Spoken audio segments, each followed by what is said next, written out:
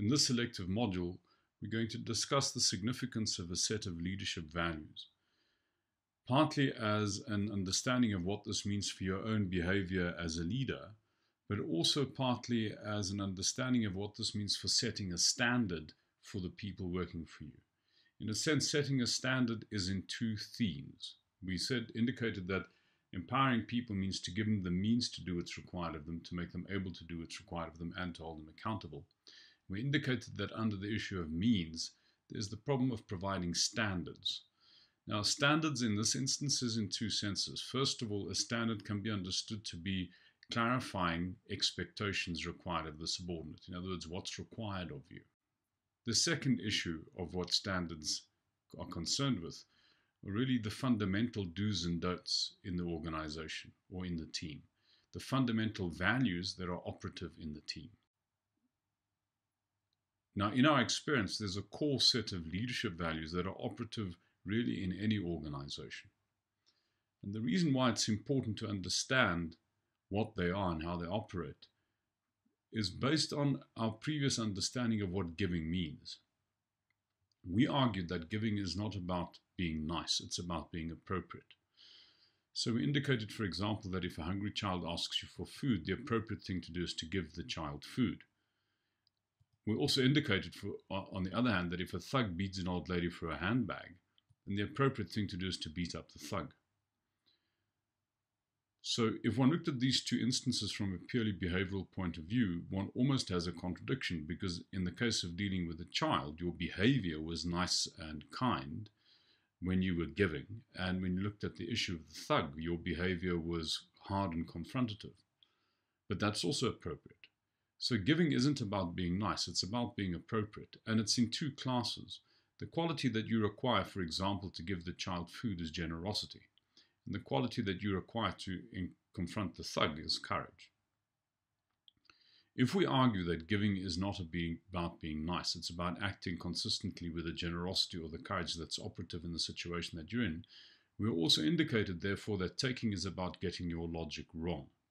In other words, if a hungry child asks you for food and you slap the child, this is not a measure of your courage, this is a measure of your selfishness. And if the thug is beating the little old lady and you grab the little old lady's handbag and give it to the thug, this is not a measurement of your generosity, it's a measurement of your cowardice. Which means to say that if the situation requires generosity and you act in a so-called courageous way, you're not giving, you're taking, we call that selfishness. On the other hand, if the situation requires courage and you act in a so-called generous way, you're not giving, you're taking, we call that cowardice. Now, the reason, therefore, why we have to refract down to the level of generosity and courage is that although the term giving is true, it's in a sense too abstract, it's too high order, and one can get it wrong. One has to understand that giving is not about being nice, it's about being appropriate.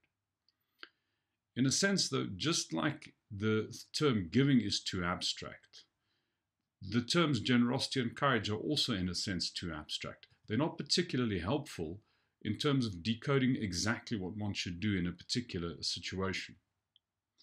And let me give you an example. Let's say, for example, that you meet a woman whose husband has just been killed in a car crash.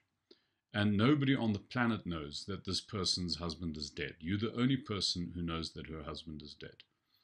Clearly, the appropriate thing to do in a situation like that is to tell the woman.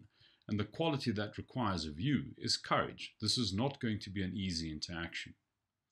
Now, the question is, will this be a similar kind of courage to that which you evidenced in the park when dealing with a little old lady? I mean, are you likely to grab the woman by the front of her blouse and slap her around the head as you're telling her that her husband is dead?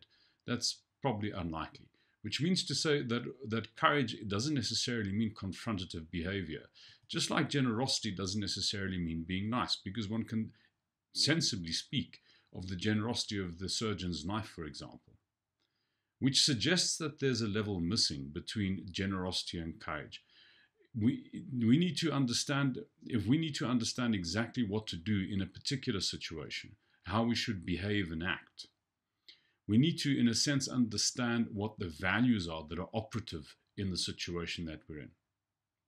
So there's a level missing between the abstract level of generosity and courage and how you actually behave and act. And that level is the level of values. From a leadership point of view, the very specific values that are operative in a leadership situation. In a sense, giving in a leadership situation means that you act consistently with the generosity and the courage that's operative in that situation, which means you act consistently with the leadership value that's operative in the situation that you're in. In our experience, there are 8 core leadership values that are operative in leadership or command situations. And these are honesty, consistency, care, growth, fairness, humility, trust, and respect. In the course of this process, we're going to examine the degree to which your own behavior is consistent with those values, and in a sense where your own growth points would be if you wanted to sharpen your own leadership practice and get your own leadership intent and values more consistent with the requirements of care and growth.